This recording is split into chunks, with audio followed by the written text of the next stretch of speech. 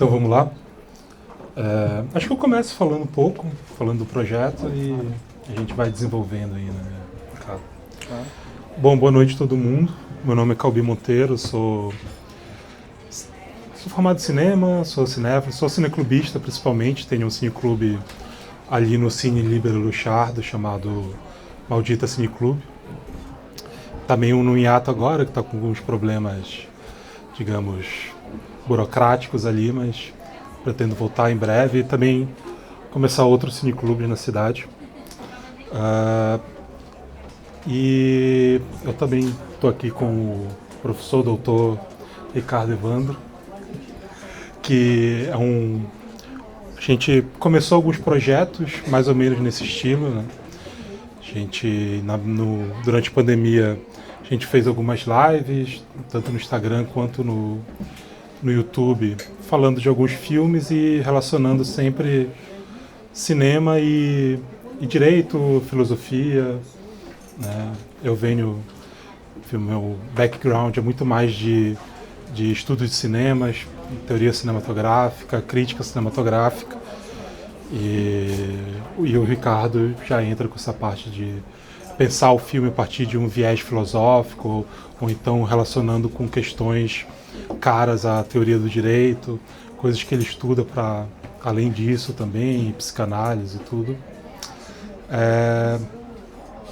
E aí a gente estava num hiato desde a pandemia e a gente decidiu voltar aqui com a Travessia, que vou agradecer ao Thiago, o Pedro, o pessoal daqui, que está com espaço aberto para fazer esse tipo de coisa, né, que é algo bastante importante para fomentar a discussão cultural na cidade.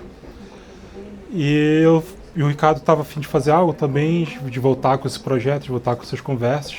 Eu lembro que a gente falou na época sobre Robocop, sobre o Homem que Não Vendeu Sua Alma, do Fred Zinnemann, O Homem que Matou o Fascínio, do John Ford. E aí, com essa vontade, eu vendo o filme novo do Clint Eastwood, né, que talvez seja o último filme dele, eu vi e pensei, isso aqui é perfeito pra gente retomar, porque justamente é um filme primeiro, um filme de grande cineasta, talvez, né, eu não acho David Lynch no mesmo patamar do Clint, porém também um grande cineasta, e com a morte dele, cada vez mais o Clint está ficando sozinho, assim, né? Cada vez mais ele é o último grande cineasta vivo, e com isso, pelo menos, que representa ali uma época do cinema americano, uma época do cinema.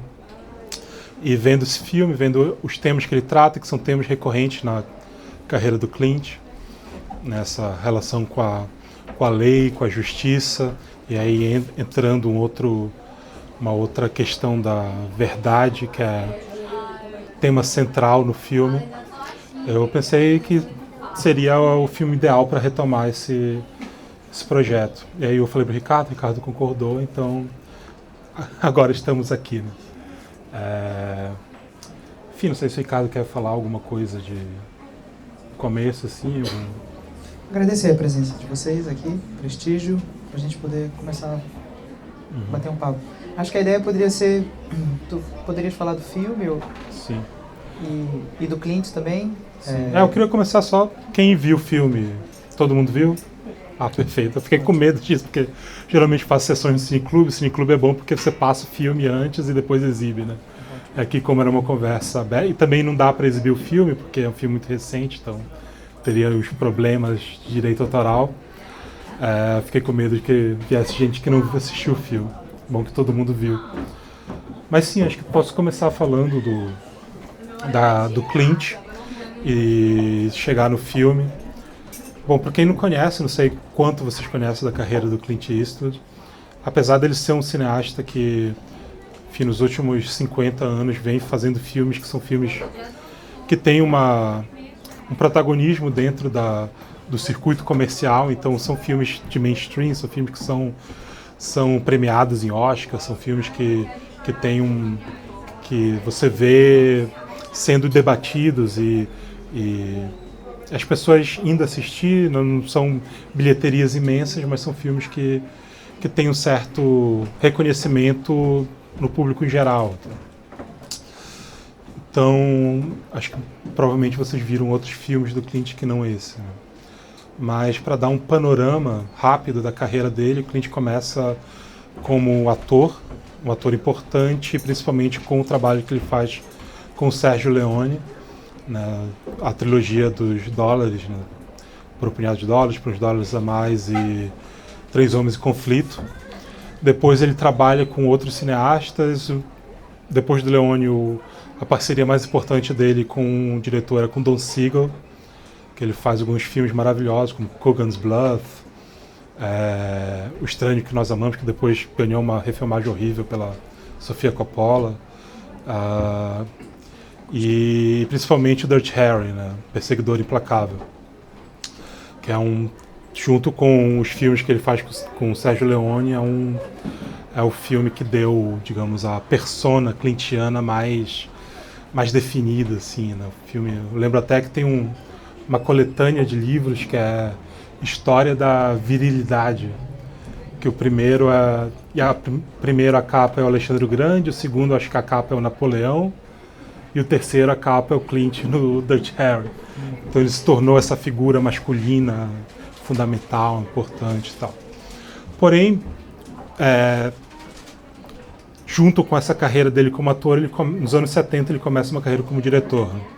Primeiro no filme, num thriller meio erótico, meio estranho, que é o Play Misty for Me. Depois com um filme muito lindo chamado Breezy. E depois trabalhando com gêneros como faroeste, como filmes de ação, como melodrama principalmente, fazendo muita biografia, faz uma biografia absurda do Charlie Parker, o Bird, e algo que é percebido logo no começo na carreira do Clint é justamente uma desconstrução de vários valores que eram associados a ele, né? Justamente o Clint, esse homem republicano, esse homem que representa toda a masculinidade no que ela tem de mais clichê. A gente vai vendo o Clint pouco a pouco derrubando isso, destruindo isso, repensando, criticando, né? Filmes como Honky Tonk Man, né? Que é um filme que ele faz com o filho dele, é um filme muito, muito duro em mostrar como funciona o mundo dos homens, como esse mundo é cruel. Isso chega até hoje com o Cry Macho, que é um filme também de reflexão sobre o papel da masculinidade. Também a questão da justiça, né? O Dirty Harry é um personagem que é visto como um cara acima da lei, um cara que está, por ser um policial durão, ele pode fazer o que ele bem entender, ele pode, onde, digamos, o devido processo legal falha, tá lá o Dirty Harry para fazer justiça, para fazer certo o errado da burocracia judicial. E o Clint vai destruindo isso. Por exemplo, tem um filme do Dirty Harry que ele dirige, que é o Sudden Impact, acho que é Impacto Fulminante, em que ele coloca frente ao personagem do Dirty Harry uma mulher que está matando homens que estupraram ela e a irmã dela. E aí tem toda uma discussão no filme de por que essa mulher não pode fazer justiça pelas próprias mãos, enquanto que eu posso. Qual o artifício moral, qual o artifício legal que uma coisa é reprovável e a outra é aceita, pelo menos dentro de uma questão de imaginação dramática, de imaginação cinematográfica. A gente aceita, mesmo que legalmente seja errado, mas dentro da ficção a gente aceita que o Clint faça aquilo e não aceitaria que aquela mulher fizesse isso. E aí o Clint faz uma discussão muito profunda sobre isso nesse filme.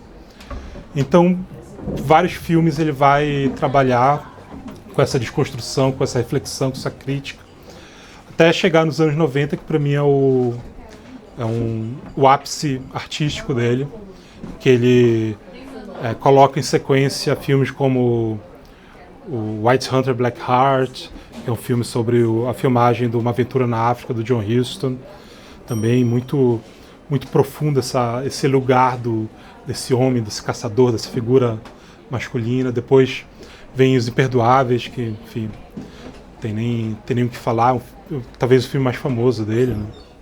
O último faroeste que ele fez.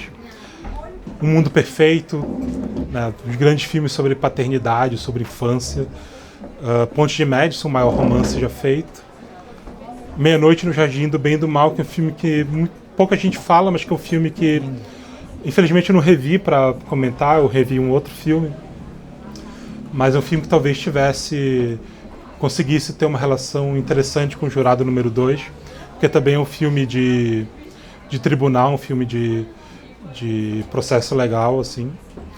Então, é um filme que tem umas coisas bem curiosas.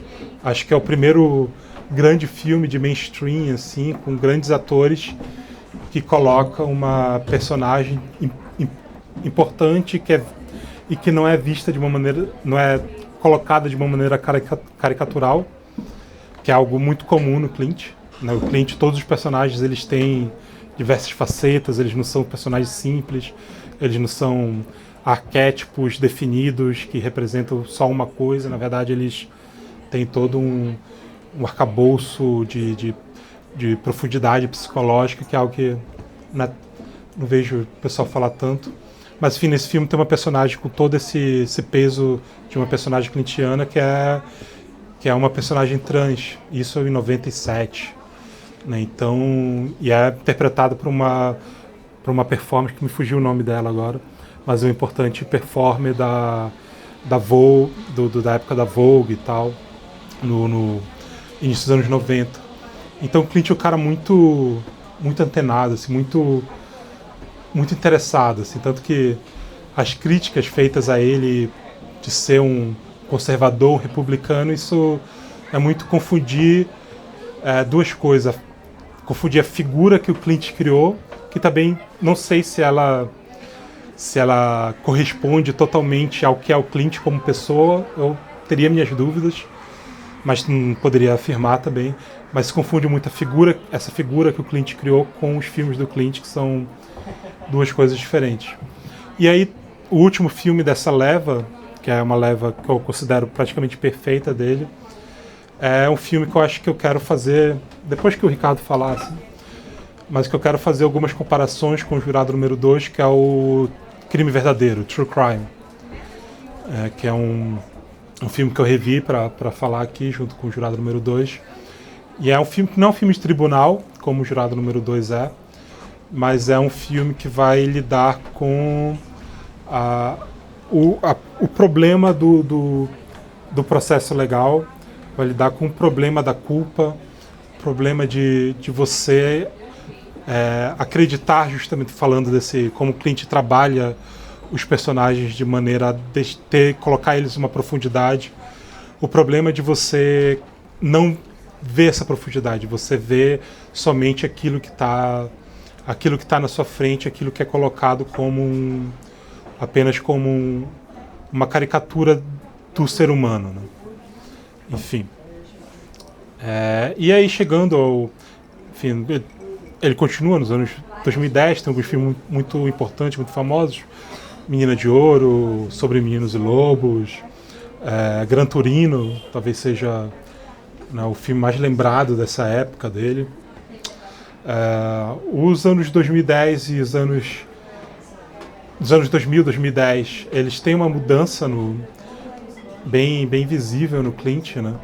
Ele parece estar um pouco mais consciente desse autorismo que se vê nele. Você vê os filmes um pouco mais presos, um pouco mais, talvez, acadêmicos, em certo sentido. O Clint sofre um pouco com a mudança pela qual Hollywood passa, mudança técnica que Hollywood passa. Os filmes dele dos anos 90 são filmes muito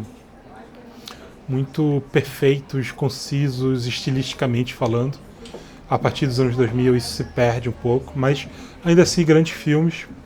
São filmes que eu gosto, principalmente Sniper Americano, um filme que eu acho muito interessante, filme de uma ironia trágica, uma ironia dramática muito, muito potente, que eu não vi, acho que foi um pouco mal compreendido, né? E aí chegando aqui no Jurado número 2, que talvez seja o último filme da carreira dele, provavelmente não por causa dele, né?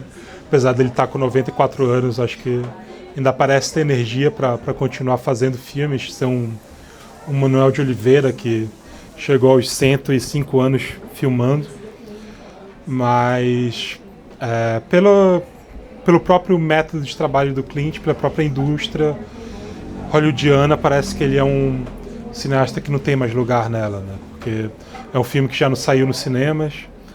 Nos Estados Unidos, acho que na França chegou a sair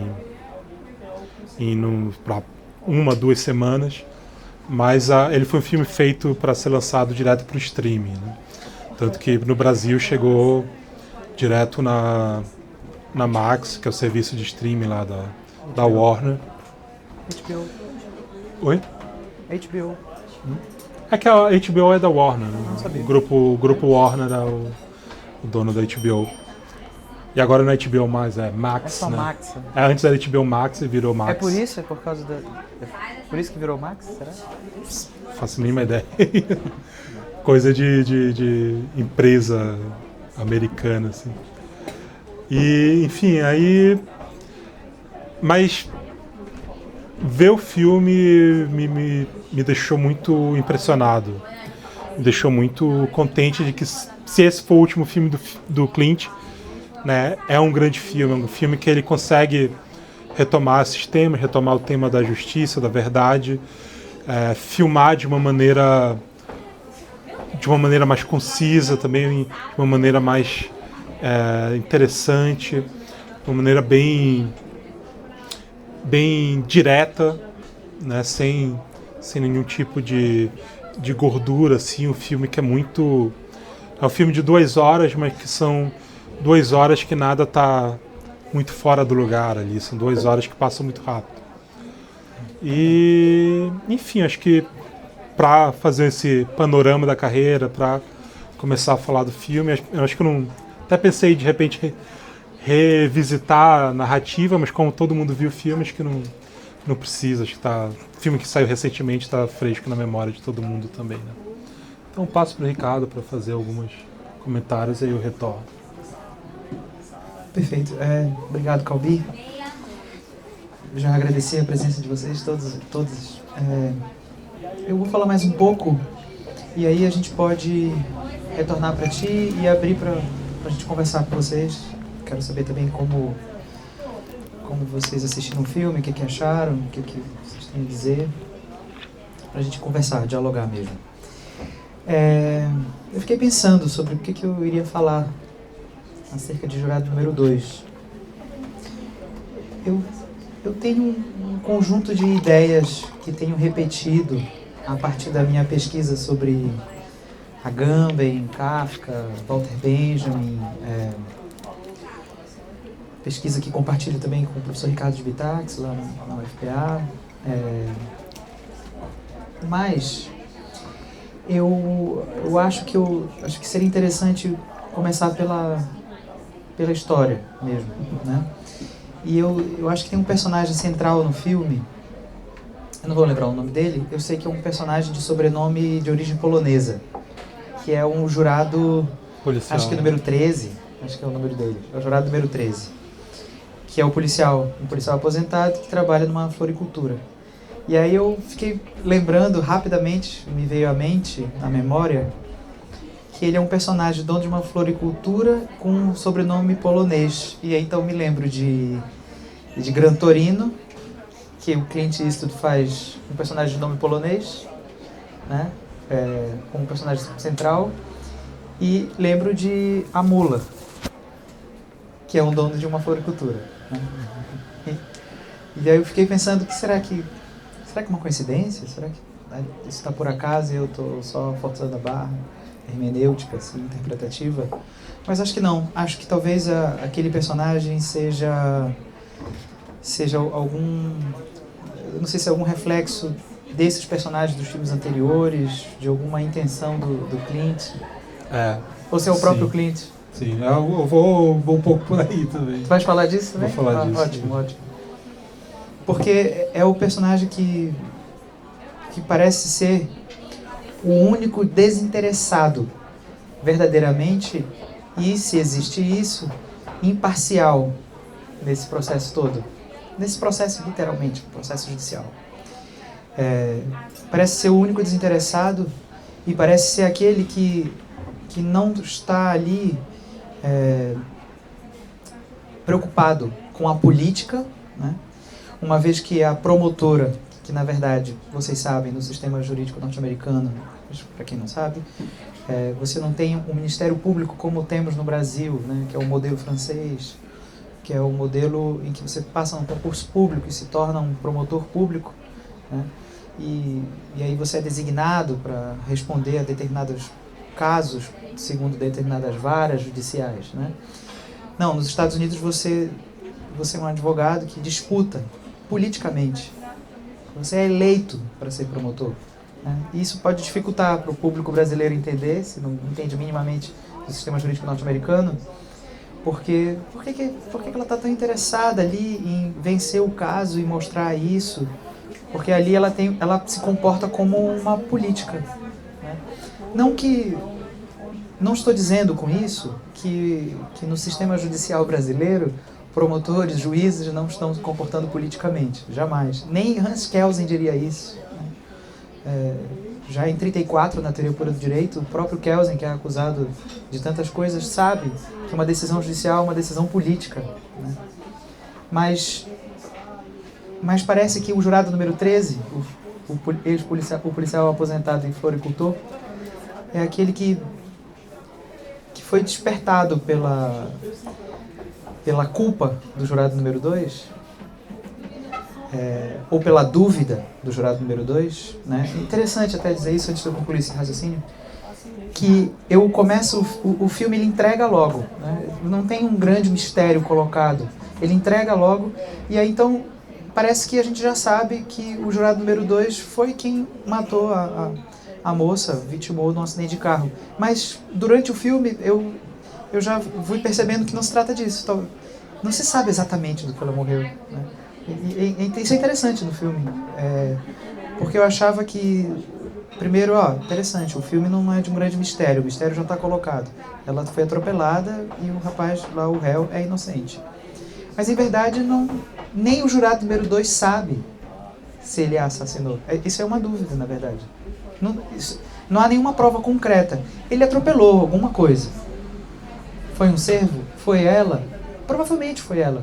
Mas isso não é certo. Isso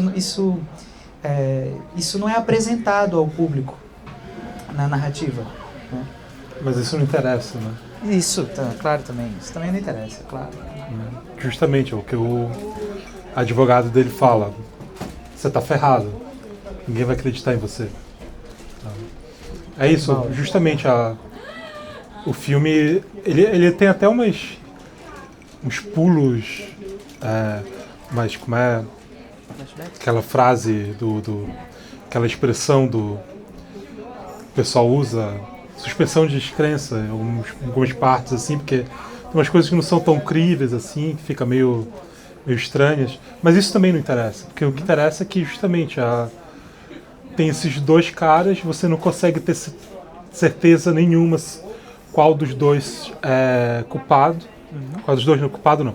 Um com certeza é inocente, que é o réu, e o outro talvez seja o culpado, provavelmente é o culpado, mas não tem como ter certeza disso. Mas a partir do momento que você deu o início ao processo legal que precisa terminar no culpado, isso não interessa mais. E é interessante porque, miticamente, a criação do tribunal do júri é contada pela tragédia de Ésquilo, né? Quando ele escreve sobre o personagem Orestes, né? A Oresteia. Isso é explicado de modo teatral, né? Pro povo ateniense, no tempo dos grandes trageógrafos, né? Como o Tribunal do Júri foi criado, né? E como ele foi criado? Foi criado na liderança da deusa Minerva, a deusa Atena, né?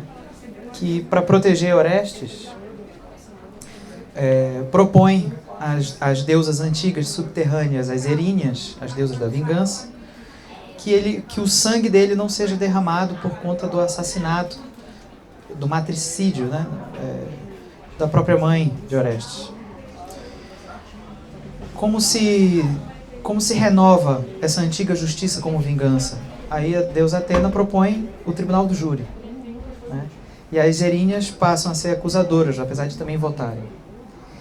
Só que o Tribunal do Júri entra num empate, e quem faz a decisão, o voto de Minerva, é a Minerva, Atena, né? Com a seguinte alegação: a dúvida leva à inocência, né? Porque a culpa precisa ter certeza, porque somos inocentes como pressuposto. Essa elaboração mítica já de pelo menos 300 anos antes de Cristo é interessante para a gente pensar o filme também, e nisso que tu estás falando. Também não interessa, né? O que importa é que há uma dúvida razoável, e dessa dúvida razoável, né? Nós temos um criminalista aqui, o Eduardo. Nessa dúvida razoável, isso já desconstitui a certeza da culpabilidade. Isso já é o suficiente para que a inocência não seja declarada, porque a nossa inocência não é declarada. É a culpa que é declarada. A nossa inocência é colocada já como pressuposto. Na verdade, a decisão pela inocência dele, pela inocência do ex-namorado da moça lá, como é o nome dele? Saiter, não é isso? A inocência dele nunca foi desconstituída. Ali por enquanto, ele é só um suspeito, um investigado, um processado, mas não é um culpado. Pois bem, onde eu quero entrar é que o Agamben escreve um texto chamado K, esse título, que está num livro dele publicado no Brasil pela editora Autêntica, como Nudez, o nome do livro. Nesse artigo, o Agamben propõe, a partir de um estudioso do Kafka, Davi Stimiley, um estudioso italiano do Kafka, que ele propõe que o processo do Kafka, tudo bem, a gente pode falar muita coisa sobre ele, né? Uma questão teológica, podemos falar sobre psicanálise, podemos falar sobre diversos temas, inclusive juridicamente, né? Mas o Agamben propõe uma outra ideia. O Agamben propõe a ideia de que o começo do processo do Kafka, né, certamente alguém caluniou Joseph K. Né? O Agamben diz: quem caluniou o K foi ele mesmo. Foi ele mesmo. Porque aí ele lembra de uma situação que é do direito romano, que os caluniadores, quando eram descobertos, eles eram marcados com a letra K, de caluniator, na testa. Porque esse era um crime dos mais graves do sistema jurídico romano antigo. E aí o Agamben vai desenvolver essa história. Não tenho tempo para destrinchar aqui os argumentos, mas onde eu quero chegar é que o Agamben acaba nos mostrando que o processo está sempre preocupado, o sistema jurídico, o sistema judicial, está sempre preocupado com a calúnia, com a acusação falsa de crime, e muito mais com os autocaluniadores, porque é como se o processo soubesse que a calúnia e os autocaluniadores, eles deflagram uma situação, que é uma situação, eu falei de Kelsen aqui, né, já colocada por Kelsen numa obra póstuma dele, quando diz que o direito é uma ficção, e colocada também por um sujeito inusitado, né? São Paulo, em uma das suas cartas, ele vai dizer, né, não haveria pecado se não houvesse lei. O que deflagra o caluniador? Deflagra que, na verdade, todo crime é uma calúnia. Porque os crimes são ficções. E o processo judicial não é diferente disso. E aí o Agamben diz, o processo judicial, ele não está querendo a verdade, o veredicto, né? O veredicto é isso, é dizer a verdade. O processo judicial não está querendo verdade, tão pouco justiça, né? O processo judicial quer que você confesse se isso for verdadeiro ou não. Se você confessar isso sendo verdadeiro ou não, isso sempre será uma calúnia, né? Então, eu estou trazendo esse elemento assim, mais filosófico, mais jurídico-filosófico, para a gente pensar o filme da seguinte maneira. Justiça e verdade, aquele último diálogo do jurado número 2 com a promotora, né? E ele diz algo como, às vezes, para que algo seja a verdade, às vezes para que algo seja justo, ela não precisa ser verdadeira.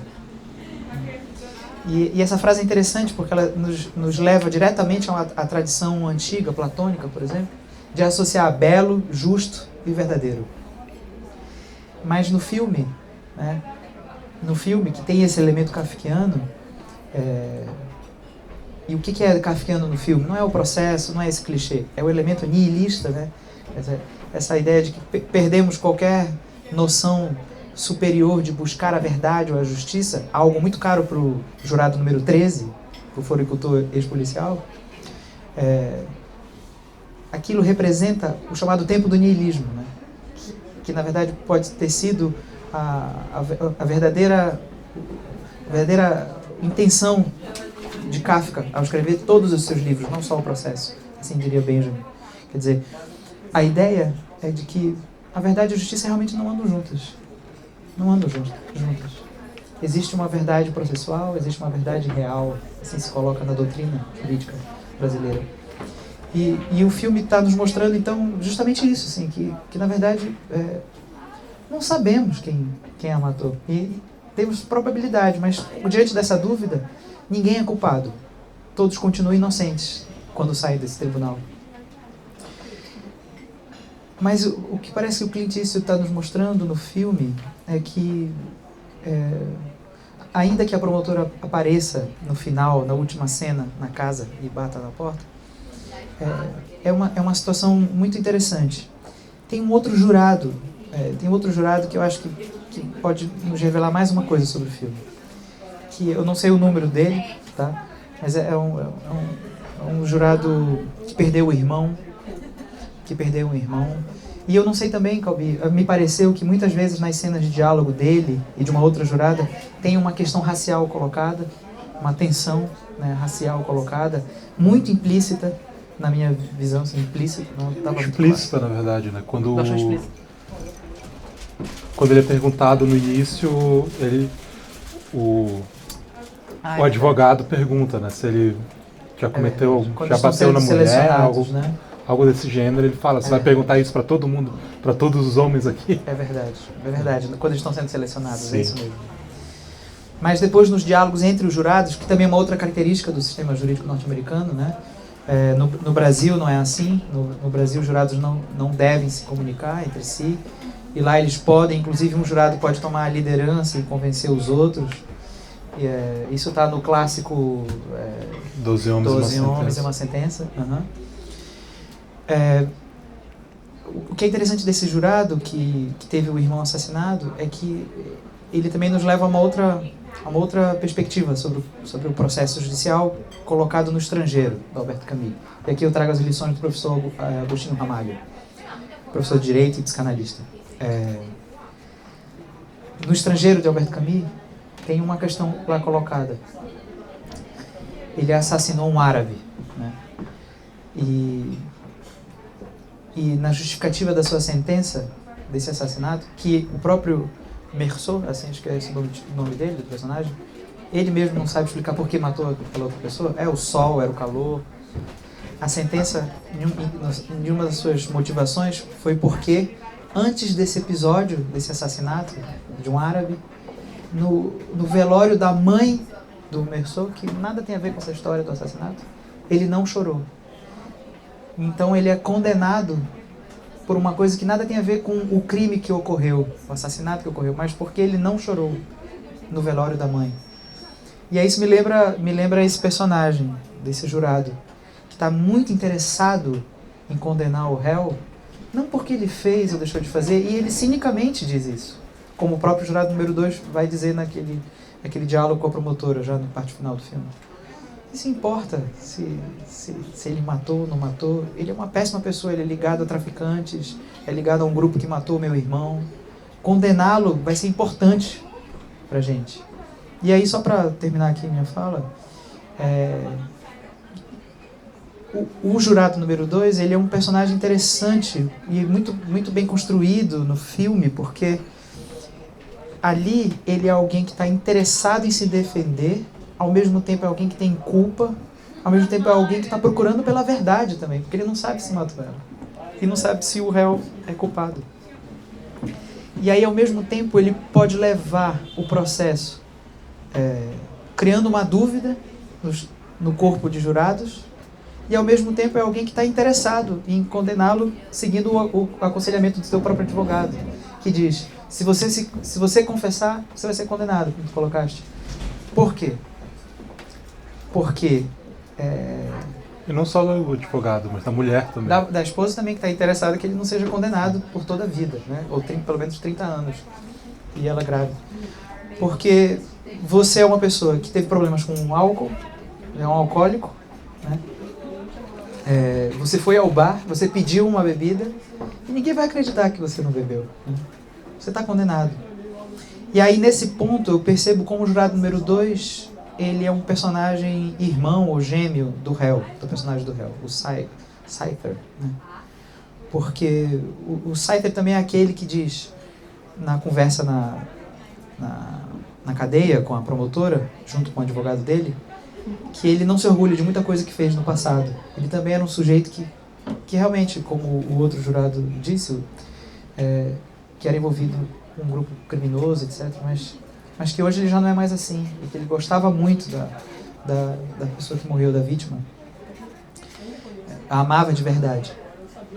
Os dois, então, parecem personagens irmãos, porque os dois têm um passado um criminoso, o outro com um alcoolismo, né? Mas que, de alguma maneira, merecem uma segunda chance, como é dito sobre o réu. Como o próprio jurado número 2 disse.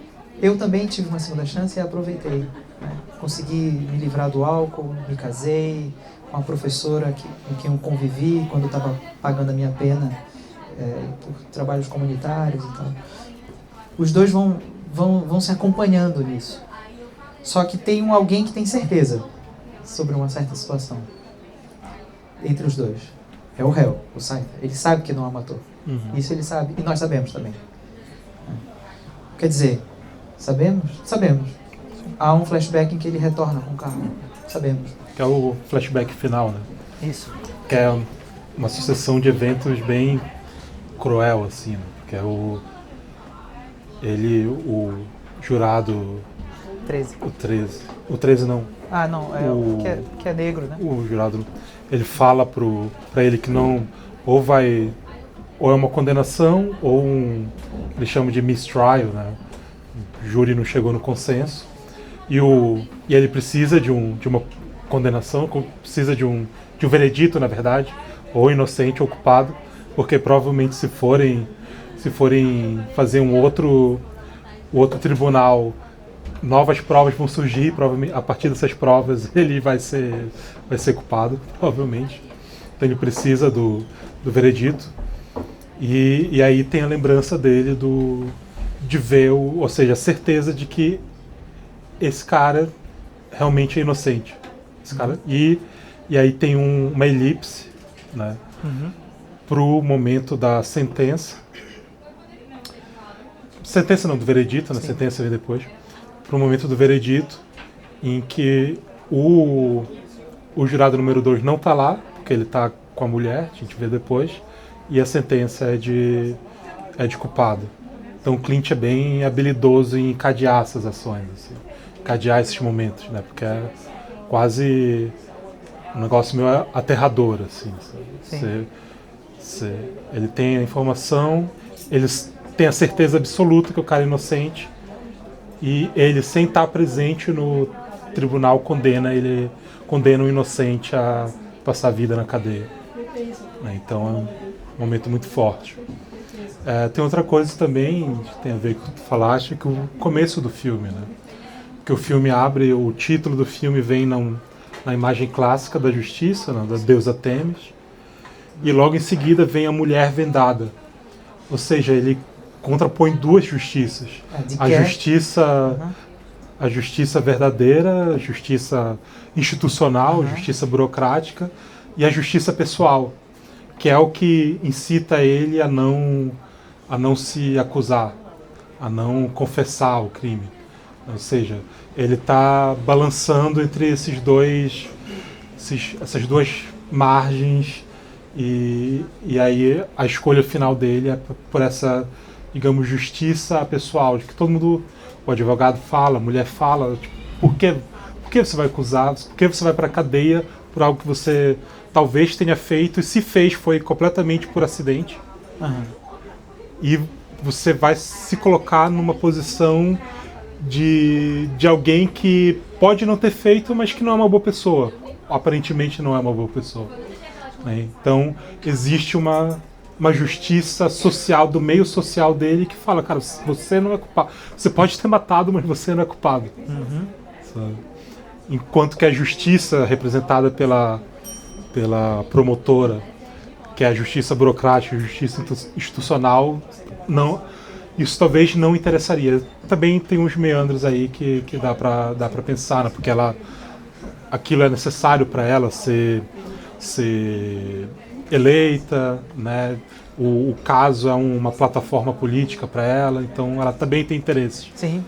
Né? Talvez no final esses interesses sejam, ela esteja colocando esses interesses de lado, né? Justamente meio que tem o advogado, alguém que é uma consciência para ela de alguma forma, o advogado do réu. Ele é meio que uma consciência. Sim. Porque ele entrega para ela uma planta e fala, essa planta é ótima porque ela consegue sobreviver à negligência. Que é justamente o comentário para a negligência que ela está fazendo com aquele caso, de condenar um inocente para proveito próprio. Sabe? E aí o final deixa essa pulga atrás na orelha, assim, o que vai acontecer ali, qual é a decisão dela. Né? Só uma última coisa, encerro. Eu falei do Benjamin, agora eu não sei se essa leitura que eu disse que é do Benjamin, se é dele ou é do Scholem. Mas vem da discussão deles entre correspondências sobre o que significaria, né, o processo do Kafka. Se aquilo é o abandono de Deus, o tempo do niilismo. Agora eu falei que era do Benjamin com toda certeza, agora já não sei. Talvez seja do Scholem, que é um cabalista famoso, né, que está estudando como nós estamos, né, diante das portas do céu, para fazer uma alusão ao diante da lei do processo. Né. Uma última coisa só para dizer é que o Agamben tem uma leitura sobre o processo contemporâneo, o processo judicial, e acho que isso está expresso artisticamente no filme, que é a ideia de que o processo ele não procura a verdade, tão pouco a justiça, essa menos ainda, né? Se uma está desassociada da outra. O processo é uma máquina cuja finalidade se perdeu. A máquina, quando a finalidade se perde, ela só tem um objetivo: continuar funcionando. E para que isso possa ocorrer, para que a máquina se sustente, é preciso evitar aqueles que bagunçam a máquina, ou que deflagram a farsa da máquina. Se o jurado número 2 confessasse, ele bagunçaria as razões da máquina. Entretanto, a máquina também está procurando a confissão de alguém. Por outro lado, ela também tem a ânsia por isso.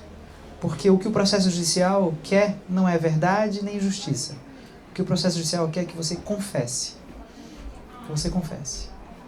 O que o processo judicial quer mesmo é continuar processando as pessoas, colocando elas diante de um tribunal, para dar razão para a sua própria existência, que já não tem mais razão, uma vez que talvez no nosso tempo contemporâneo nós tenhamos perdido a conexão com a deusa Atena, Minerva, que pode vir do Olimpo e decidir um júri empatado pela nossa inocência, salvando Orestes. Né?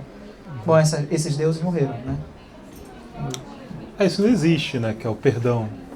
O presidente pode perdoar, né? O cara tá condenado. Que é inclusive um ponto importante da trama do filme que eu quero comparar. Um governador, uma figura de poder, ele pode vir e perdoar, pode negar todo o processo. O Biden perdoou o próprio filho, né? Sim, nos Estados Unidos agora, recentemente. no início desse mês. E é um tema importante, porque é um tema que lembra do Ricoeur também, né? No texto dele, O Perdão Pode Curar, quando o Ricoeur diz algo que até é o título de um texto que escrevi sobre isso. O perdão, um ato injusto. O perdão não tem absolutamente nada a ver com a justiça. Na verdade, o perdão tem a ver com a injustiça. Se é alguma coisa o perdão, ele é injusto. Porque ele é sempre um excesso, né, de alguma coisa. O que é diferente da justiça, que é dar a cada um aquilo que lhe é devido. Como está em Platão, como está em Aristóteles, como está no Código Justiniano, né, como algo que é do justo, do bem, e que dá a cada um que lhe é devido. O perdão dá a algo a quem não merece e não é devido. É um excesso. E é uma coisa que também está associada ao processo, mas eu vejo assim, Calvin, que no mundo da internet, no mundo das redes sociais, né, a ideia de perdão, a ideia de justiça, de vingança, são temas que vão aparecendo o tempo inteiro, né? Mas parece que mais nesse sentido, no sentido de processar, procurar por confissão, né? Condenar as pessoas não porque elas fizeram, mas pelo histórico delas, e procurando sempre descartar uma possibilidade que pode ser importante politicamente, ou pelo menos na nossa vida pessoal, que é o perdoar. Beleza, vou tentar falar o mais rápido possível aqui para a gente poder abrir, mas é só uma coisa que eu queria comentar, justamente comparando, acho que vai tocar em algumas coisas que o Ricardo falou também, comparando esse filme com o filme de 99 do Clint, o True Crime, Crime Verdadeiro. Engraçado ele ter esse título hoje porque True Crime virou um gênero e tal, mas enfim, não tem nada a ver com isso. Não sei se vocês viram o filme, ele não tá em nenhum streaming, eu acho. Ele tá pra... Acho que ele tá para alugar, mas também dá para baixar na internet, enfim. Eu recomendaria muito, um dos grandes filmes do Clint. E só para repassar rapidamente a história, ele é um filme em que o Clint atua, né, na época que a maioria dos filmes dele ele atuava também. É um filme em que o Clint interpreta um jornalista completamente ferrado com a família e tal, uma pessoa completamente negligente assim, com a vida dele, a não ser pelo que ele fala, que ele tem um nariz jornalístico poderoso, então ele sabe quando uma história merece ser seguida e tal. E aí cai no colo dele uma reportagem sobre um condenado à morte que vai ser executado naquele dia. Cai no colo dele porque a jornalista responsável pela reportagem morreu num acidente trágico. Isso é interessante, isso é importante também, porque uma morte deu enfim, sequência a um... Só para avisar, eu vou falar o final do filme, tá? Desculpa. Uma morte deu sequência a um processo que vai acabar por salvar a vida de alguém. Então é algo... Esse dado de que ele só pegou essa reportagem porque teve uma morte antes é importante. E aí ele vai para essa reportagem, ele conhece o preso, que é um homem também com um passado violento e que é acusado de cometer um crime que ele diz até hoje que não cometeu, diz que ele é inocente. Porém, todas as circunstâncias apontam para ele, justamente por ele... Primeiro, esse é um filme que tem uma questão racial muito mais forte, então ele ser um homem negro é algo importante que conta.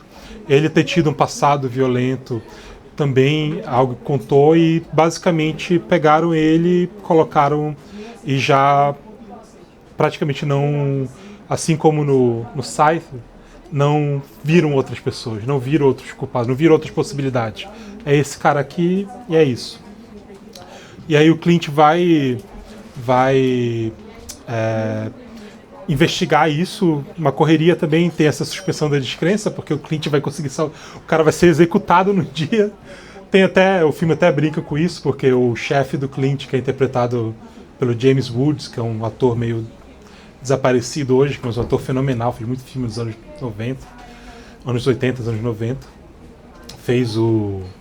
Videodrome, qual o Ricardo ama. Amo. E Tá sumido mesmo. tá muito sumido, porque ele é bem direitoso, bem republicano, né? Galera Hollywood, sem entrar em teorias da conspiração, mas isso acontece um pouco em Hollywood mesmo. E aí eles até brincam, né, que passou aí, teve todo um processo, 6 anos de justiça, você quer resolver isso em um dia porque você é o jornalista mais foda que existe. O Clint, não, é isso mesmo.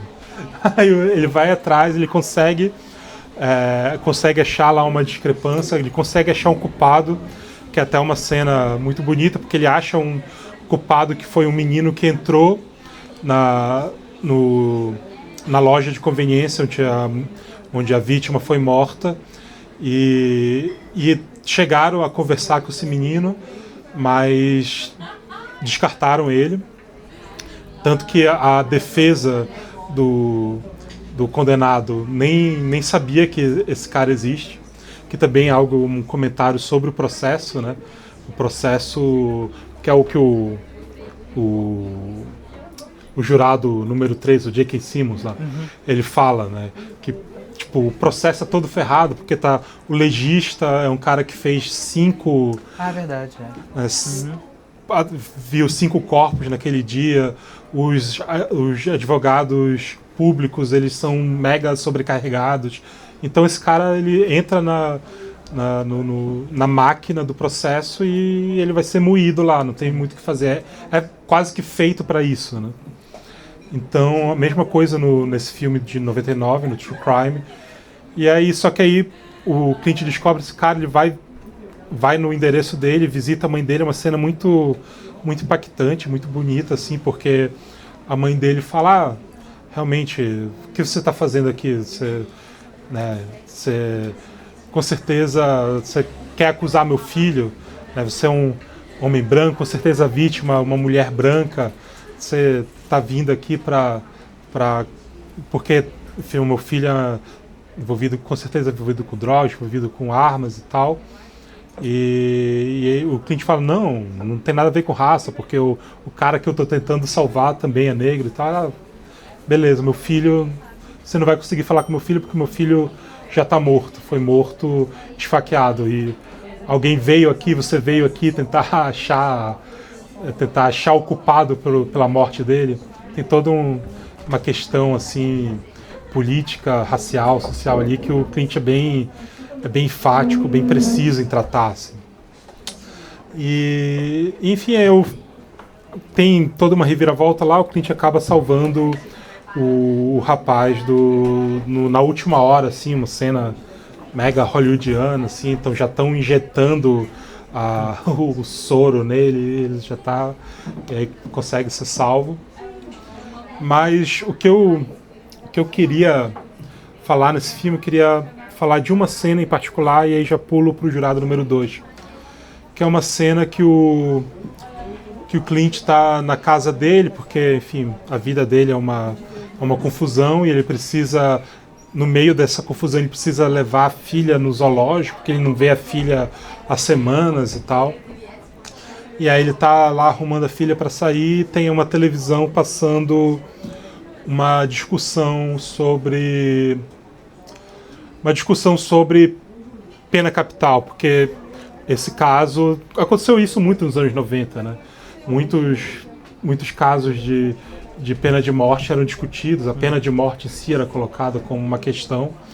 E aí na televisão lá da casa do Clint, o enquadramento do Clint, assim, para falar um pouco de cinema, é bem interessante, porque a televisão está no primeiro plano e o Clint arrumando a filha ali em segundo, e é algo que quase não é para chamar atenção, mas o som e a maneira como o Clint enquadra chama atenção, então isso é importante, assim, cinematograficamente falando. E aí na televisão tá uma discussão filosófica sobre a pena de morte. Não, é absurdo isso ainda existir. Aí tem aqueles debates que tem no Brasil também, mas acho que tem muito nos Estados Unidos, né? Que a pessoa a favor da pena de morte, a pessoa contra a pena de morte, por que é contra, por que é a favor, que são só discussões teóricas, são só discussões que podem ter uma ação no sentido macro, mas que para aquela vida, para aquela pessoa, para aquela ação necessária de salvar a vida de alguém, não vai ter efeito. E aí o que a gente vai ver no filme é o Clint assumindo a ação. E o filme meio contrapõe isso. Essa ideia a verdade, ela é, digamos, uma coisa teórica, uma coisa que a gente fica refletindo sobre, a gente escreve livros sobre. Mas a justiça já seria a ação, já seria o envolvimento direto na coisa em si, a tentativa de achar um culpado, ou de resolver, ou de descobrir um inocente. E no filme, nessa discussão toda, essa pessoa de ação vai ser o Clint. Tanto tem uma cena que o Clint conversa com o condenado, e no filme todo o Clint ele tá meio no modo meio Ponte de Madison, assim, o Clint paz e amor, né? Ele tá meio tranquilo e tal. Quando chega essa cena que ele conversa com o condenado, que ele precisa ouvir do condenado que ele não é culpado, ele precisa ouvir a versão do condenado de que ele não fez aquilo, e como ele não fez aquilo, o Clint vira o Clint vira o Clint do Dirty Harry, ele começa a falar grosso, ele franze o senho, ele é incisivo, assim. E, ou seja, só ele é o cara que pode resolver aquilo, porque é isso, ele tem um nariz, ele é sensível, ele consegue fazer aquilo que ninguém consegue fazer, ele consegue resolver o problema. Clint é um cara que resolve o problema.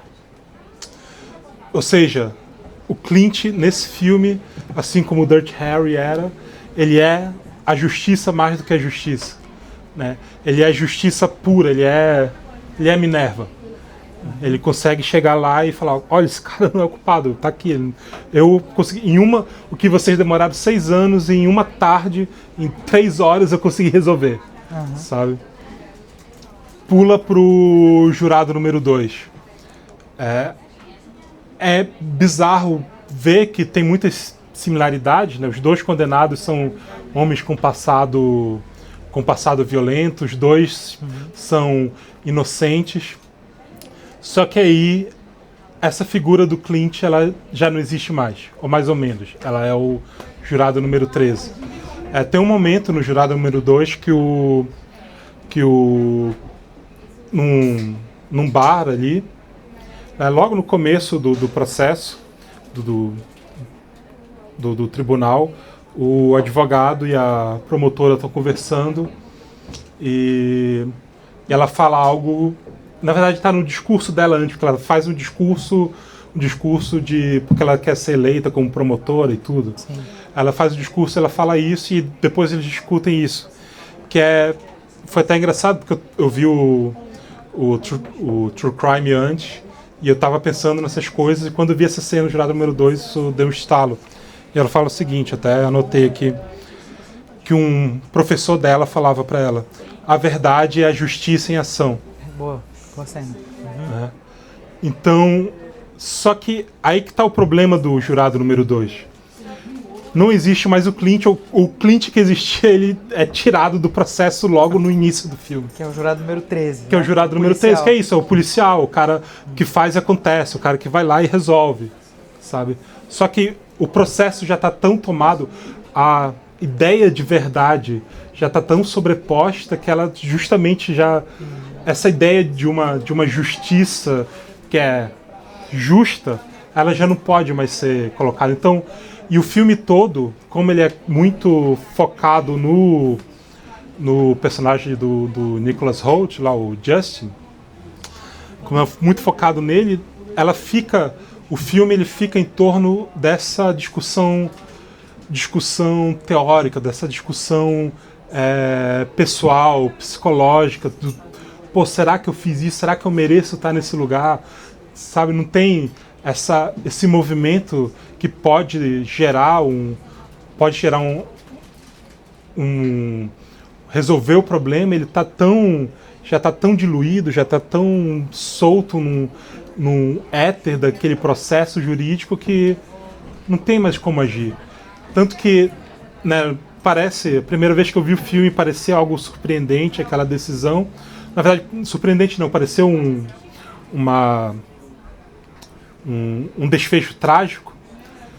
Só que esse desfecho trágico, na verdade, ele é a única coisa que poderia acontecer. Porque dentro daquele contexto, dentro daquele sistema, com aquelas pessoas que já não tem mais lugar pro Clint Eastwood, o Clint Eastwood já não, aquela ficção já não comporta mais ele, né, seja até pela característica, né, do homem eastwoodiano, assim, que já não existe mais ali, ou já não é mais sociedade, já não consegue achar um lugar para aquele homem.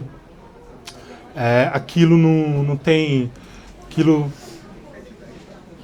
aquele final é o único possível, isso já está desde o início, né? Interessante porque há um destino trágico, mas esse destino trágico ele é meio que ele é combatido e ele é vencido até certo ponto, né? O destino trágico do jurado número 2, ele é vencido, porque o jurado número 2 é justamente o Édipo, né? Ele é colocado ele é um personagem da tragédia grega, ele é colocado naquela situação e tudo indica que ele vai ser levado, ele mesmo, assim como o Édipo, ele mesmo se coloca o processo no qual vai levar a derrocada dele, porque era só ele ficar quieto e nada ia acontecer. Mas não, ele se auto-incrimina, sabe? E é isso mesmo, Édipo. A gente tem que abrir para o debate aqui, mas é isso mesmo. Eu já estou quase concluindo. É isso mesmo, o Édipo. A Iocasta, que é a mãe de Édipo e esposa, né, na tragédia de Sófocles, diz para ele: pare de procurar a verdade. Sim, pare de procurar a verdade. E ele também é conhecido, Édipo, como o desvendador de enigmas, né? Ele desenrola o enigma da esfinge no início da tragédia. E a Iocasta, quando ele está procurando quem matou Laio, quem foi, e ela diz: para de procurar a verdade. Essa é a posição da Iocasta no filme Jurado número 2, que é a esposa dele, né? Uhum. Pare com isso. E também os conselhos do advogado: não vá atrás disso, não faça. Ele é esse cara, mas ele consegue até certo ponto vencer. Ele consegue vencer o destino trágico dele. Até o último plano do filme, que aí o Clint deixa aberto, o que vai acontecer ali. Tudo indica que ela vai acusar ele, mas aí é outra coisa. Então ele é porque o Édipo ele também nega muito a verdade. Tipo, chega na metade da peça, todo mundo já sabe o que aconteceu, só Édipo tá negando. O jurado número 2 não, o jurado número 2 sabe desde o início o que ele fez, sabe desde o início qual é o enredo trágico em que ele se colocou, e ele vai lutar contra isso. E lutando contra isso, ele vai se enrolando cada vez mais, mas no final ele cede e ele, digamos, passa a tragédia para outro. Só que aí aparece, talvez num único momento, talvez o Clint, esse personagem do Clint, essa pessoa da ação, talvez agora seja a promotora, talvez agora seja uma mulher. Talvez, assim como no Impacto Fulminante, a mulher se torna... A mulher se compara ao Clint na sua vingança, mas ela é massacrada por isso, talvez agora aquela mulher seja o Clint, seja justiça. E a justiça é uma mulher, né? Sim. Feminina, uma deusa feminina, na verdade. Mas também fica aberto. Então, o filme ele tem um tom muito melancólico, assim, um filme bem... Não é, o Clint ele é um cara meio positivo assim nos filmes dele, meio os filmes melodramáticos, filmes tristes. O True Crime é um filme tristíssimo, assim, tem cenas ali do condenado com a filha assim que são destruidoras. O Jurado número 2 já é um filme mais distanciado, né? Não é tão melodramático, não tem momentos assim muito muito fortes de drama e tal. E aí, interessante. Vamos abrir. Alguém quer falar alguma coisa? Primeiro é parabenizar as reflexões que vocês fizeram, super interessantes, assim, inclusive muito técnicas em relação às questões filosóficas, até existenciais, né? A historicidade aí do Clint Eastwood, que eu mesmo não conhecia. Gosto muito de cinema também, mas só como... enfim... O que me chama a atenção logo no início do filme, que deu logo erro no frame, foi que nem aquele meme, tipo, poderia ter acabado ali logo no começo. Foi a falta do defensor público melhor atuar, né? A diferença entre o crime doloso e o culposo. E para a culpa teria que ter sido provada, né? Negligência, imprudência e perícia. Ainda que a gente trate de sistemas diferente, né, americano, brasileiro, inclusive a particularidade do Estado que está nesse processo. Mas aí ele foi, o jurado número 2, ele acabou se enrolando tanto que acabou que ele realmente, o destino do processo acabou sendo inexorável, não tinha como acontecer. E aí tem várias situações que termina, como você disse, de uma forma injusta, mas eu sou da área criminal, da área jurídica, mas com a nossa experiência a gente sabe que a justiça é uma questão muito relativa. O que é justo para mim não é... A minha justiça não é a sua justiça, o que é a verdade para mim não é a sua verdade. Aí existe o processo dialético que acaba chegando no comum. Mas realmente, aí você colocou, eu achei fantástico, de que quando realmente a finalidade do processo se perde, da existência do objetivo daquilo mesmo, e que isso se verifica no sistema penal como um todo, não só no brasileiro, no americano. Inclusive o americano é o que tem mais presos no mundo, né? Tem o maior população de carcerária. A gente vê que a tragédia, seja condenando, seja absolvendo, o processo é trágico para todas as partes envolvidas. E o que resta é uma burocracia, um desgaste. Qual seria a finalidade do processo criminal em si, né? Muitas vezes. E aí, o que a gente observa também é que ele compra a ideia do jurado que você falou, que perdeu o irmão, para até se auto-absolver do que aconteceu. No final, verdade. Ele deixa, né, a teoria dele, não, tudo bem, eu estou aqui com minha filha, com minha esposa, e a gente vê isso acontece muito na realidade, assim. É verdade. Quando a gente faz o atendimento das pessoas e tal. Eles usam uma justificativa como uma forma de perdão, de auto-perdão, né? É o sistema, porque eu sou pobre, porque eu não tive educação, eu não tive família estruturada e tudo. Compra aquela tese. Então esse filme, eu comecei assim... Não, começou tudo errado isso aí, esse defensor público aí. Porque eu sou defensora. E aí ele vai... E é engraçado, né, que a gente se vê assim, ele falando com a promotora, manter a boa política, enquanto ele sabe, realmente ele acredita na inocência do constituído dele, mas ele não consegue enfrentar o sistema de uma forma exitosa. A gente já sabe que mesmo, por exemplo, há uma falha terrível no reconhecimento daquela testemunha que é oculado, né? Sim. Sem o devido procedimento né, de reconhecimento legal.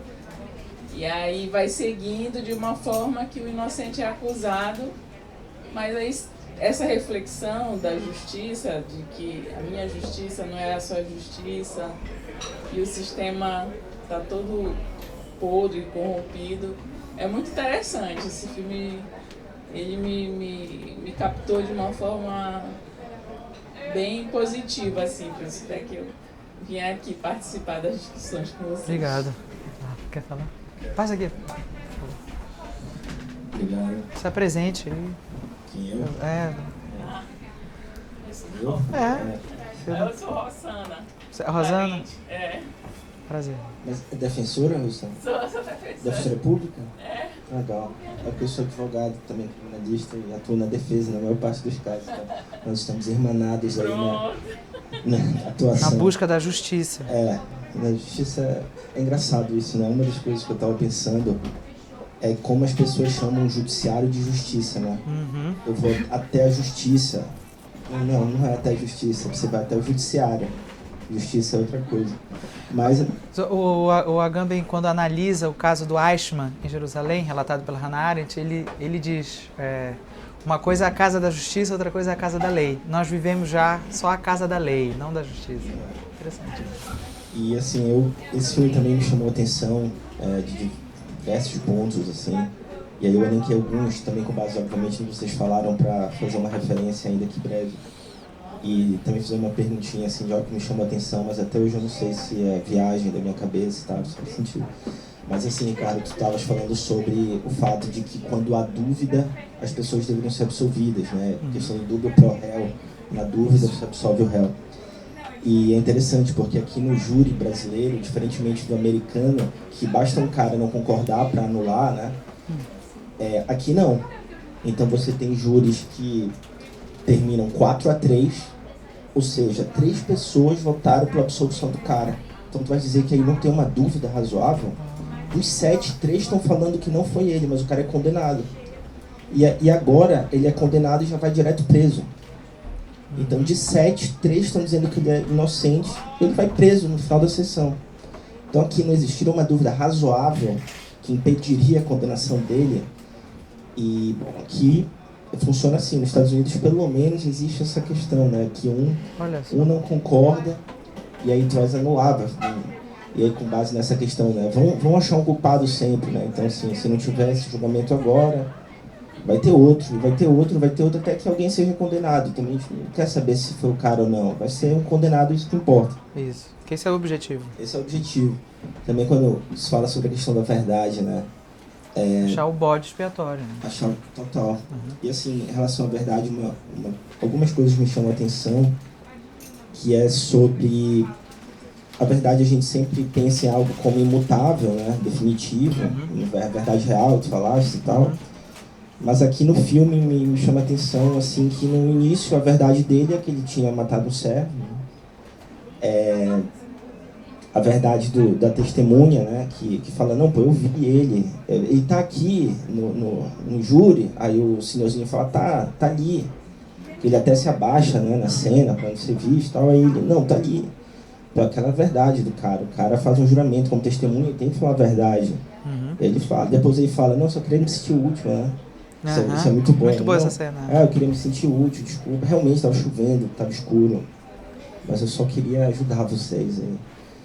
E também uma cena que me chamou muita atenção, quando há aquela incongruência em relação a qual seria a rua ou rodovia, que ele está falando com a esposa, né? Que a promotora vai lá e fala assim, onde foi o acidente? Ela fala, na rua tal. E era uma rua diferente de onde tinha rolado o fato. E daí ele fica nervoso e pergunta pra ela, mas o que tu falaste? Ela fala assim, eu falei a verdade, pô. Eu falei a verdade. E a verdade pra ela era a rua errada. E isso me chamou muita atenção, né? Essa questão que a gente pensa a verdade sempre como algo imutável, mas que cada um ali tem a sua, entre aspas, né? Sua verdade, está acreditando naquela verdade, e que, na verdade, não é nada daquilo, são coisas distintas. Os próprios flashbacks que o filme mostra, tem 2 que são diferentes, que é o do réu e a da... Do réu não, é o primeiro flashback que mostra a briga deles, ele indo, e depois tem uma da vítima? Não, de uma testemunha que estava no bar também, que viu eles. Que filmou. Tem umas pequenas diferenças ali de ação, tipo, tem uma coisa que o réu fala numa hora e no outro não fala, né? Então, A gente até fez uma conversa uma vez sobre o Tortura do Silêncio, do Hitchcock, Foi. que tem uma coisa... O Hitchcock tinha muito disso, né? A testemunha acho que o J.K. Simmons acho que fala isso, não sei, uma hora. Que testemunhas são péssimas. É péssimo você confiar somente na testemunha, porque a testemunha vê o que ela quer. Tanto que o cara que vê, na verdade, é um cara que enxerga mal, né? Então, a memória da testemunha ela pode mudar. Sim. Sabe? Então não é algo confiável. Nossas memórias, né, psicologia e tal. Sim. E em relação à questão da verdade também, um negócio que me chama a atenção, e aí tem uma questão também que é alvo da minha pesquisa, né? Que é a questão da justiça negocial. E aí que envolve o que tu falaste sobre Excelente. a confissão, né? Isso me chama muita atenção. Há muito tempo, assim, eu tô com isso na cabeça e quando eu vejo um filme como esse, né? Que tu falaste, Cobi, sobre não ter gordura, né? Ser objetivo, assim. Eu confesso que eu pensei assim, cara, é como se tu juntasse, assim, uma série de teses que eu li, o cara transformou num filme e tá se conectando, tá mostrando para muita gente, assim, objetivamente, né? Por exemplo, nos Estados Unidos, em alguns estados, 99% dos casos penais são resolvidos a partir do plea bargaining, ou seja, do acordo. Ou seja, tu oferece um acordo, o cara aceita ou não. 99% dos casos são resolvidos assim, ou seja, se ignora completamente a faticidade. Eu não quero saber se tu fez ou não. Estou te oferecendo um acordo porque se tu for pro julgamento pode ser pior. Não, calma. Rola no início do filme, E aí, na escada, né? Essa é a cena para mim, obviamente por conta da minha pesquisa e tal, essa para mim é a cena principal, que eu mais gosto. Uns 5 minutos de filme, na escada, ele fala, e aí, o que tu tens para mim hoje? Né? Um negócio muito formal, assim, o defensor. O Cypher o réu não concorda em fazer um acordo. Ele quer levar até o final. E, inclusive, isso é usado a favor dele, né? Acho que o jurado número 2, no meio da conversa, ele diz, vejam, esse réu, ele não aceitou o acordo. Olha, isso é um traço de credibilidade, né? Porque ele acredita na própria inocência. E isso é muito louco, né? Porque, assim, quando o defensor chega e fala assim, o que tu tens aí pra mim? Ela fala assim, 20 anos, 15 regime fechado, 5 condicional, e eu vou até esquecer que ele é reincidente. Aí fala, porra, mas esse cara é inocente. Ela fala, porra, guarda essas tuas besteiras aí pro júri, porra, você tem pressão de mim e tal, né? E aí, é muito louco pensar que aquele júri acontece em 1% dos casos penais em certos estados americanos. Quando a média dos Estados Unidos é levada, todos os estados são levados em consideração, vai para 97%. Ou seja, 3% dos casos se resolvem daquela forma como a gente viu, que se faz uma perquisição e vai atrás de prova. Não, a regra é negociar. É negócio, né? E aí por quê, né? Porque, é muito melhor. Aí entra no que tu falaste sobre as pessoas do judiciário quererem a confissão. Né? É muito bom para todo mundo a confissão, menos para o réu. Sim. É bom para o promotor, porque ele consegue punir o cara, então, perante a sociedade ali, né, ele vai ter essa boa fama por conseguir punir o cara e tal. Para o defensor, a gente também não pode se imiscuir disso, é bom. Pensar assim numa lógica muito pragmática, porque tu defende várias pessoas, tu ganha dinheiro, tu resolve logo, faz logo o acordo e tal, acabou. Tu não vai ter que submeter o processo que vai durar 5, 6 anos e tal. Para o juiz é ótimo, ele dá conta dos processos dele, faz acordo rápido. Bate a meta do CNJ. CNJ. Do Conselho Nacional de Justiça, bate a meta. Falando, tens que resolver tantos processos, na hora ali, acabou. Só não é bom para o réu, né? Só não é bom para o réu.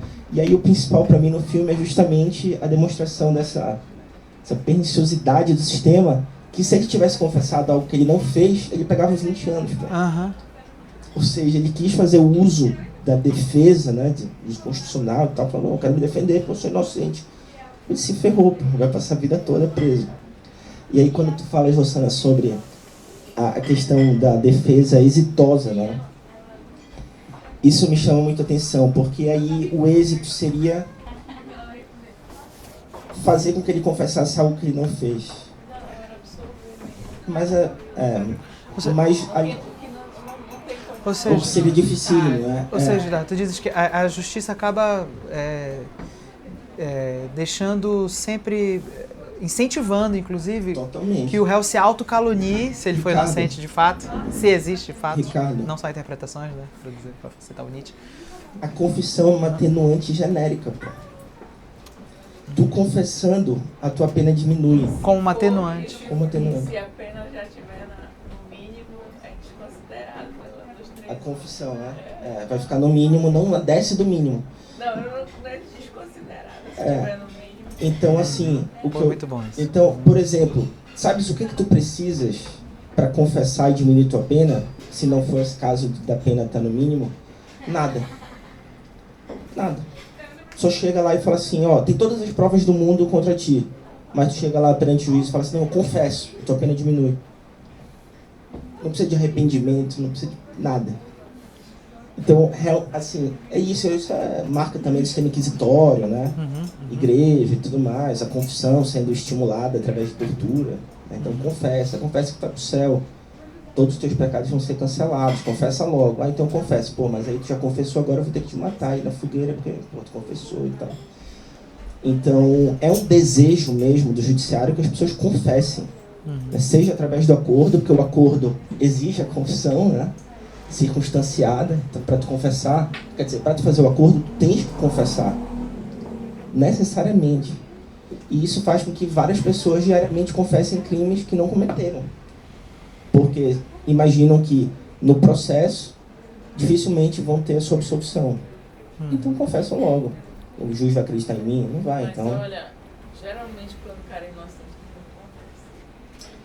não Bom, confessa. enfim... E parece que E não... às vezes se ferra muito, né? Talvez na maioria das vezes se ferra. Então, parece que não é só o perdão que é injusto, né? A justiça, ou melhor, o judiciário, transforma... E o Brasil se aproximando cada vez mais do modelo norte-americano, né? Total, com a acordo da perseguição A Lava penal. Jato é isso, né? A Lava Jato, a inspiração do ex-juiz federal Sérgio Moro, é a inspiração norte-americana, né? De transformar o processo num balcão de negócios. Exatamente. E aí a sua inocência é um produto, né? Em que você pode escolhê-la, e é um produto, é um lance arriscado, ou você pode escolher também pena de 20, 10, 30 anos, né? Dependendo de como você vai se comportar, o que você vai se confessar, até quanto quem você vai delatar. Então o processo também quer isso de você, né? Não só a confissão, quer que você delate, quer que você aponte o outro como Que culpado. deu menos trabalho pro Estado, né? Então, ao invés de investigar, eu te forço a tu fazeres o papel que eu deveria fazer investigando. Então, delata aí pra mim, diz quem foi, sem eu perder meu tempo tendo que investigar. Mas, enfim, a última consideração é sobre o personagem lá, o jurado 13, que eu acho que rola até um pouco a subversão do papel do policial ali, né? Porque a gente é acostumado a ver o policial sempre perseguindo ali alguém que fosse o culpado, né? E que alguém que no final das contas ele vai punir. Ele não. Verdade. O judiciário vai punir, né? Então sempre o policial enquanto alguém que vai atrás de uma pessoa que tem culpa. Ele é o símbolo da justiça, né? E ele faz o oposto, assim, ele é policial, mas ele tá ali atrás de, entre aspas, tentar provar a inocência do cara, né? O que não é o papel do policial que a gente costuma ver nos filmes, enfim. Né? Perfeito. Muito bom, muito bom. Pode passar, está mais perto. Muito bom, muito bom. Eu acho interessante, na verdade adoro o Clint, né? E esse filme ele é muito reflexivo, porque ele traz pra gente justamente os dilemas pessoais. Né? Aí é que está a grande questão, não só do dilema da parte do direito, e aí a gente vê em todos os sentidos, porque a questão política da advogada, né, que está lá querendo ganhar aquilo que ela vai conseguir um posto, mas isso é para qualquer pessoa que estava ali, porque o advogado também queria ganhar, né? O defensor também queria ganhar, mas o próprio dilema que ele inicia no filme, porque ele não sabia que ele tinha feito, ele achava até aquele momento que ele tinha batido um animal, né? Quando ele se dá conta que ele está no processo e que esse processo vai colocar na cadeia alguém que é inocente, ele mesmo começa a se boicotar. Quando ele joga o papel no chão, é uma forma dele demonstrar: ei, gente, Olha, meu carro está aqui nessa lista. Ele se coloca na posição de também o dilema dele mesmo. Eu não posso colocar o outro, mas se eu for, eu sou melhor do que o outro. Né? Olha só que loucura. Até que ponto ele é melhor? Né? Tudo bem que o outro estava envolvido com drogas e tudo mais. Então são as nossas verdades com nós mesmos. A nossa consciência. Então acho que esse filme vai para além dessa... A posição dos advogados, né? Dos novos. Eu digo sempre, em que posição você se coloca? Da verdade ou da justiça? Isso é muito interessante. Na cena que fica, e aí eu gosto do Clint por causa disso também, na cena que os dois sentam, ele, o jurado número 2, com a advogada, né, a promotora, quando elas estão conversando que está em frente da imagem da justiça, né? Uhum. Eles sentam os dois, estão sentados os dois, depois a câmera vai direto na imagem, né? Quando eles acabam de conversar sobre o que é. E ali é um dilema cruel entre o que é justiça e o que é verdade. E verdade sob a lógica de quem? Quando ela abre o envelope, que ela lê o agradecimento da família, é uma resposta para a família também. Sim. Como que lá na frente, se ela vai revogar tudo aquilo, ela vai dizer para a família e a família vai sofrer? Mas nem em nenhum momento aparece a família do réu. Em nenhum momento. Mas todos têm família.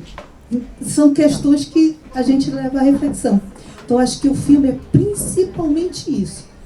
É cada um profissional, dentro da sua área de conhecimento, ou não, como cidadão, se vê em determinada situação. Ele, no final, provocado pela consciência e também pela a possibilidade dele se colocar no lugar do outro e ficar condenado, porque ele tem uma conversa com o advogado dele, né, que é o pastor também, né? Que ele tem que ele, verdade, ele vai perguntar o que é que acontece se eu me declarar culpado. Ele diz, você vai, politicamente, esse caso é político. Sim. O início do filme tem a questão do feminismo muito forte. Sim. Né? Sim. Que era um momento onde estavam clamando por justiça. Que seria um caso de feminicídio, de né? feminicídio, né? E que tem por trás toda uma questão de galgar.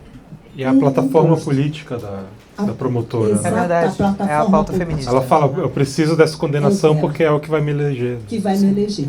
Então, o que isso traz tudo para cada um daqueles que estão fazendo? Quando o filme termina com aquela posição, eu acho muito bom que seja assim, porque cada um de nós faz o seu julgamento, a partir da sua verdade.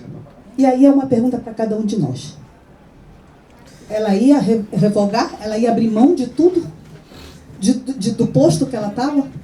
Ela ia condenada? Ela ia abrir um processo para entrar em descrédito com tudo que ela tinha vindo até ali afirmado, para dizer para a família que, na verdade, não, o culpado não era aquele, retomar todo um processo e colocar na justiça uma pessoa que, se foi ele que realmente, né, bateu e a moça caiu, não foi um crime premeditado, foi um acidente.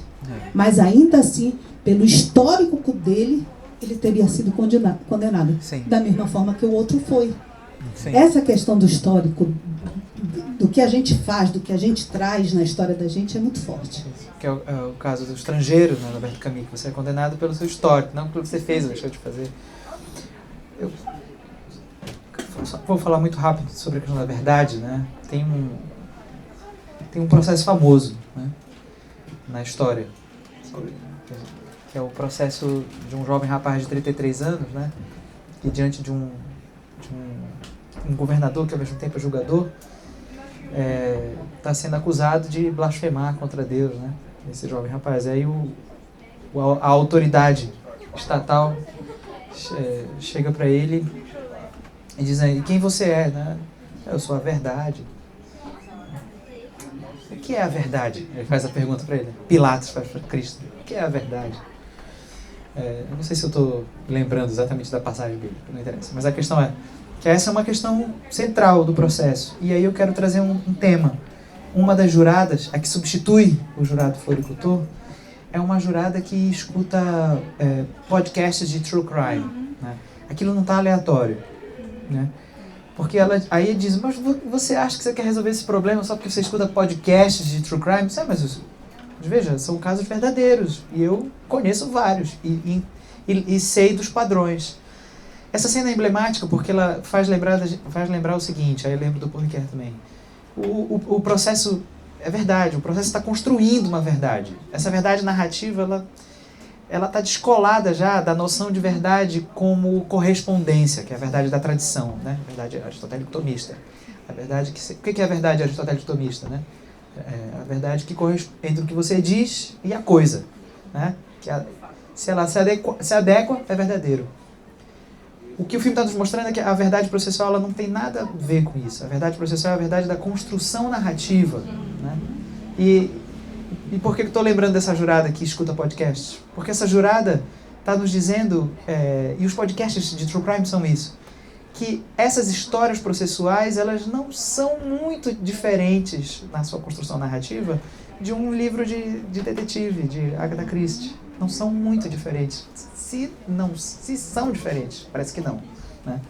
Então, o que o processo faz é narrar uma história com E. Narrar uma história. O jurado número 2 parece dizer isso. Assim. No fundo, o que tá em disputa é como e o que nós vamos narrar. O que aconteceu, não aconteceu, tanto isso normalmente não interessa. O Clint é bem hábil nisso, né? Porque ele fica contrapondo as duas histórias, né?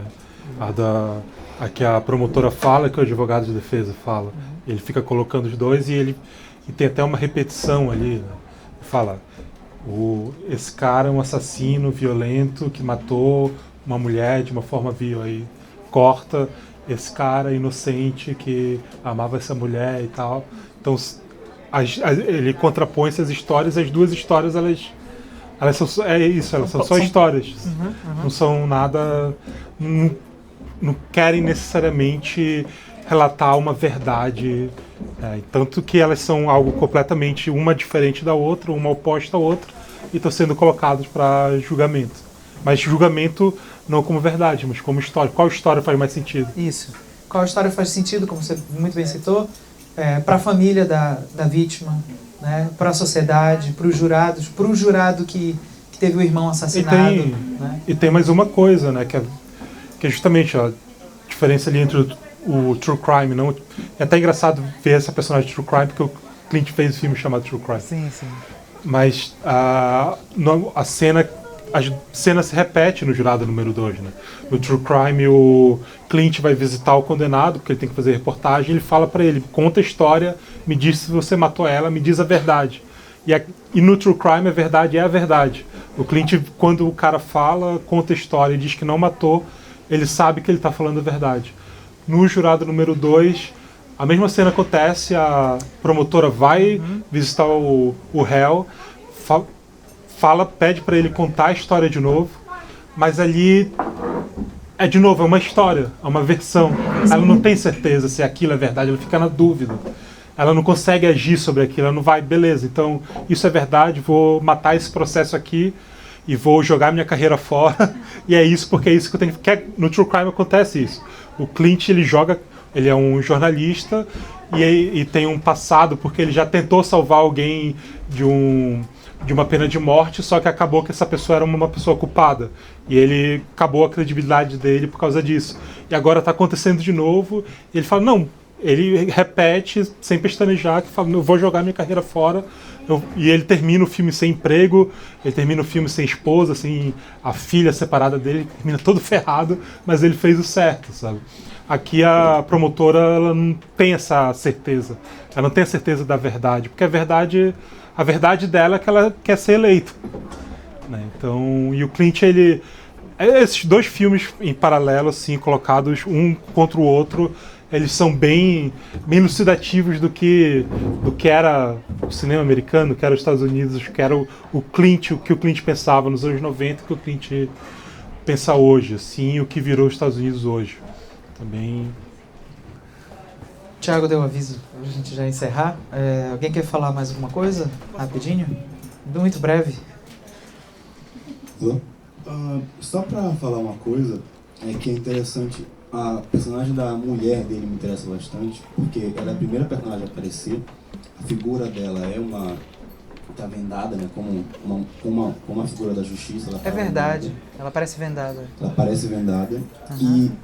E existe durante o filme uma certa questão de suspense, se ela vai descobrir ou não. E quando ela descobre, eu acho que existe uma quebra de expectativa meio...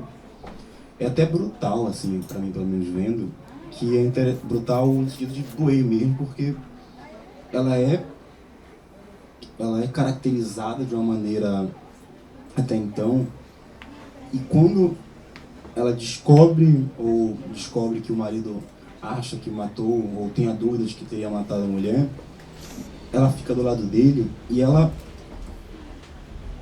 induz ele a continuar, realmente. Ela também faz parte da ideia dele não tomar responsabilidade, dele não ir atrás.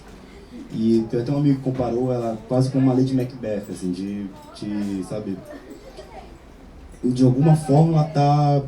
Existe não só aquela expectativa, mas ela também ela também está induzindo ele a... Não, cara, não faz isso. Ela também é uma dessas figuras da consciência dele que vão levar ele a omitir a sua possível culpa. E é até interessante, pode ser que ele não tenha matado. No final da conta não importa se ele matou ou não. O que importa é que ele tenha dúvida e perante essa dúvida ele escolhe a omissão. Mas ainda assim, e aí até dá para comparar de novo com o True Crime, os finais são olhares, né? O final do True Crime é o Clint olhando para o homem que ele salvou, o final do Jurado 2 é o jurado encontrando com a promotora e a gente entende que ela vai atrás dele e tal. Mas é interessante